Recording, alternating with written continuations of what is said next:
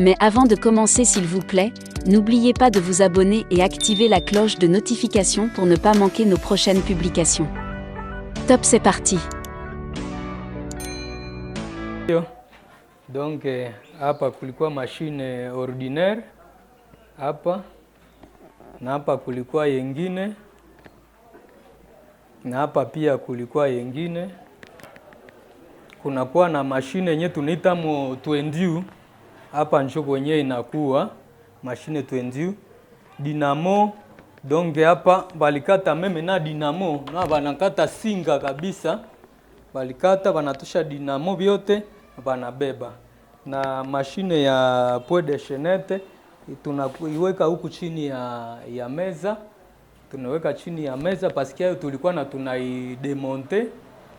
Malheureusement vyote basha beba kabisa. Maître Gentil Kaliki, bonjour. Bonjour. Vous êtes le responsable de l'atelier qui porte d'ailleurs votre nom. Vous savez, actuellement, à Ville de Butembo, il y a le banditisme, l'insécurité, et voilà que vous avez été victime de vols. On peut en savoir de plus, Monsieur Gentil Kaliki. Oui, merci. C'est regrettable que nous avons été victimes de cas d'incursion dans notre atelier, l'atelier de la Fondation Gentil Kaliki. Et c'était à date du 31, donc dans la nuit du 31 décembre au 1er janvier 2023, que les bandits ont fait incursion dans notre atelier qui est sur l'avenue du centre numéro 45. Et ils ont tout emporté, ils ont vidé tout le matériel de l'atelier. Finalement, ils ont porté quoi et quoi, hein? Pouvez-vous nous faire le détail, maître? Oui, jusque-là, nous avons enregistré la perte donc d'une machine à broderie qu'on appelle Twendiu. Il y a aussi une machine qu'on appelle point de chaînette qui était démontée, gardée dans l'atelier. Nous avons enregistré aussi 3 machines ordinaires de marque Maréchal. Et c'est la 3e fois au cours de l'année 2022 que nous avons connu donc l'incursion. Donc les incursions deviennent répétitives. Au cours de l'année 2022, nous venons d'enregistrer 3 cas d'incursion dans le même atelier. Mais vous êtes maître, je sais que vous êtes mieux écouté. Je ne sais pas à quel niveau les autorités prennent ce dossier, puisque faire l'ingression dans une même maison ou boutique 3 fois, donc c'est un peu compliqué. Où en êtes-vous avec les enquêtes sur ces mêmes dossiers? Vous savez, monsieur le journaliste, c'est regrettable lorsqu'on constate pareille incursion juste à côté de la commune, à côté du bureau de la commune, qui est même actuellement gardé par plusieurs policiers. Il y a même une tente qu'on a construite même devant les bureaux de la commune, parce qu'on a amené beaucoup de policiers là-bas pour sécuriser la population ainsi que leurs biens. Mais c'est regrettable et des fois on est découragé même à dénoncer, parce que pour le premier cas on avait eu à dénoncer. Mais avec les enquêtes, comme vous savez, ce sont des cas qui se passent la nuit. Alors il est difficile pour nous de pouvoir établir la responsabilité, surtout que ce sont nos voisins qui devraient nous aider à dénicher ou bien à nous aider dans les enquêtes. Malheureusement, quand on pose des questions, eux aussi disent qu'ils n'ont même pas senti, même ils n'ont pas écouté même le bruit même de la porte. Oui. Comment analysez-vous ces dossiers, puisque finir vraiment couper les cadenas, les cadenas sans bruit, en tout cas c'est peu difficile. Comment vous comprenez ces dossiers, maître? Oui, bon, à notre niveau, nous pensons que ce sont les gens qui ont des clés passe-partout. Les gens qui ont la facilité d'ouvrir les cadenas. Mais nous nous posons une question. Pourquoi le même atelier dans la même année, donc au cours de la même année, pourquoi le même atelier? Alors nous pensons que ce sont les gens qui veulent seulement saboter ou bien qui veulent décourager les initiatives de la Fondation Gentil Kaliki qui actuellement qui se donne pour encadrer la jeunesse. Oh, et Maître Gentil, vous faites même, vous donnez en fait pour la communauté avec vos projets dans l'engagement de la jeunesse et d'ailleurs avec les véhicules, les ambulances que vous nous aidez avec dans notre communauté ici à Butembo. Ce n'est pas à cause de tout ça que vraiment les bandits sont en train de saboter les efforts que vous êtes en train de faire. Bon, ce que nous disons, ce sont les gens, peut-être les ennemis du développement. Parce qu'au moins, dans d'autres cieux, quand on voit de telles initiatives, on essaie de voir comment les sécuriser. Contrairement à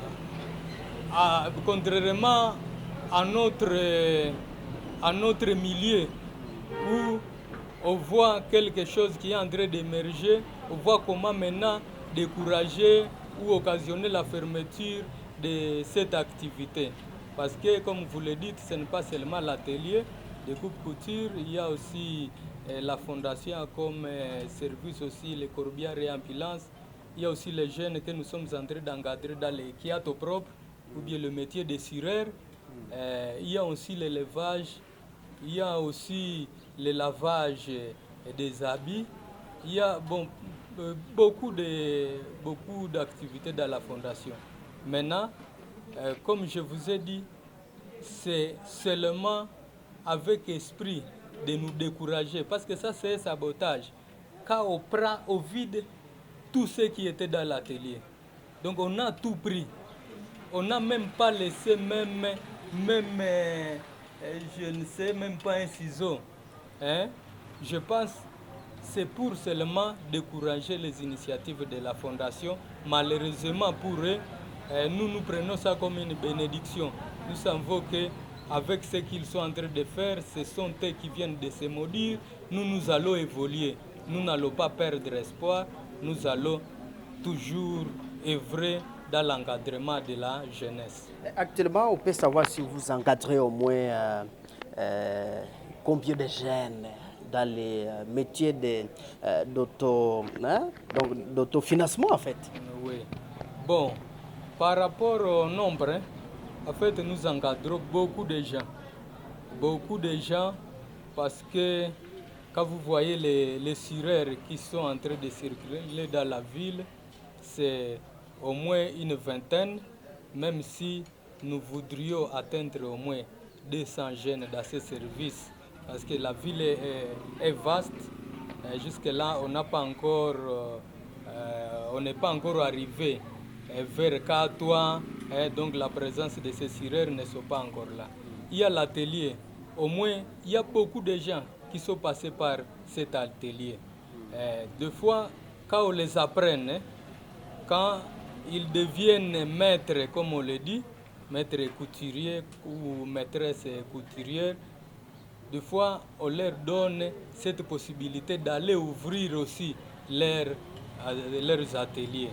C'est comme ça que si nous pouvons compter, parce que cet atelier vient de fonctionner, ça fait plus de 7 ans que cet atelier est en train de fonctionner. On était sur l'avenue du centre numéro 37, on a déménagé pour venir ici sur du centre numéro 45. Depuis toutes ces années-là, on a déjà formé beaucoup de gens que nous ne parvenons même pas à dénombrer en fait. Donc c'est un atelier de formation, maître? Oui, c'est un atelier de formation. Et puis, le mal, c'est que nous pouvons dire, peut-être ce qui peut nous attirer beaucoup d'ennuis, parce que souvent, pour l'apprentissage, nous ne demandons aucun rond. Donc les gens viennent, ils rencontrent tout dans l'atelier et après qu'ils soient formés, maintenant ils vont ailleurs pour ouvrir leurs ateliers. Donc ici, on ne demande rien à terme d'apprentissage, c'est seulement avoir l'esprit. Donc ce que nous demandons aux gens qui viennent, avoir au moins cet esprit-là de se prendre à charge, donc avoir le courage du travail. C'est ce que nous demandons seulement aux appreneurs. Bon, donc, pour dire que vous avez combien d'apprenants ici dans cet atelier? Bon, dans cet atelier, nous avons donc un maître. D'abord, dans cet atelier, nous avons 3 qui étaient là pour apprendre le métier là de brodeur ou de broderie. Il y a aussi les autres apprenants pour les machines ordinaires que seule la maîtresse peut connaître donc le nombre. Comme on était à la fin de l'année, il y a d'autres qui venaient de quitter pour aller ouvrir leurs ateliers ailleurs, qui venaient donc d'être formés et qui sont maintenant capables de se prendre à charge. Oui, voilà que les matériels ont été volés. Comment vous allez encore encadrer les jeunes dans votre atelier? Bon, nous disons que nous n'allons pas nous décourager. Avec les efforts, avec la bénédiction divine, nous allons acheter d'autres machines, mais nous appelons aux gens de bonne volonté, parce que la fondation, bien sûr, peut avoir une seule personne comme personne physique, mais la fondation, c'est une personne morale et ça profite à tout le monde. Donc les activités que nous avons, ça profite à tout le monde. Maintenant, nous appelons aux gens de bonne volonté qui peuvent nous appuyer, qui peuvent nous venir au secours, de pouvoir en fait nous aider pendant ce temps dur, parce que c'est un temps dur. Si nous comptons, si nous évaluons les machines qu'on vient d'emporter, nous pensons que nous n'aurons même pas le sommeil. Ça sera seulement l'insomnie si nous évaluons ces machines à terme de dollars. C'est combien, au moins, c'est combien maintenant? Bon, en fait, nous voulons seulement ça pour autant évaluer, parce que nous disons que c'est une douleur, hein, donc c'est un choc à nous. Alors, sans pour autant les évaluer, mais nous lançons un message quand même à la population pour pouvoir nous aider avec les recherches, avec les enquêtes.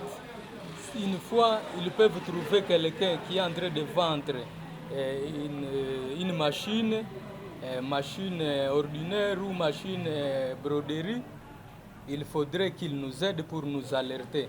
Parce que pour d'autres cas, on avait eu à déposer des plaintes, mais sans aucune suite. Parce que le fonctionnement de nos services aussi, bon, vous êtes au Congo, vous êtes congolais, même si nous sommes juristes ou nous sommes maîtres, mais il est toujours difficile financièrement de supporter un procès ou les enquêtes au Congo. C'est pour cela que nous disons seule la population peut nous aider dans les recherches pour que cet atelier puisse retrouver les machines qui ont été emportées. Oui, maître, merci d'avoir répondu à nos questions. Avez-vous un mot de la fin? Bon, seulement nous disons que Dieu pardonne d'abord ceux qui sont en train de saboter les efforts de la Fondation Gentil Kaliki et que leur façon de faire, nous disons que c'est une bénédiction pour nous et que la population nous aide dans les recherches de ces machines qui ont été emportées. Bon, aux autorités, nous demanderons de pouvoir fournir beaucoup d'efforts parce que la sécurité, bon, ces derniers temps, en fait, nous traversons un camp d'ingursion par-ci et par-là, donc un camp d'insécurité totale, malgré l'état de siège, parce que nous, on pensait qu'avec l'état de siège, on ne va plus vivre des cas de situation pareille. Malheureusement, c'est le contraire. Alors, aux autorités de fournir des efforts, parce qu'à principe, dans un État qui se respecte, pour pareil cas, c'est l'État congolais qui devrait nous dédommager. C'est l'État congolais qui devrait voir comment réparer, parce que c'est lui qui est censé nous protéger avec nos biens. Alors d'ailleurs, nous disons, nous ne manquerons pas à le voir. Nous ne manquerons pas d'aller voir l'autorité urbaine pour lui faire part de ces cas ici, parce que je sais que nous l'avons saisi dans différents groupes sociaux WhatsApp, mais nous ne manquerons pas d'aller le voir physiquement pour lui demander de multiplier les efforts pour la sécurité de notre ville. Maître Gentil Kaluki, nous vous disons merci. C'est moi qui vous remercie.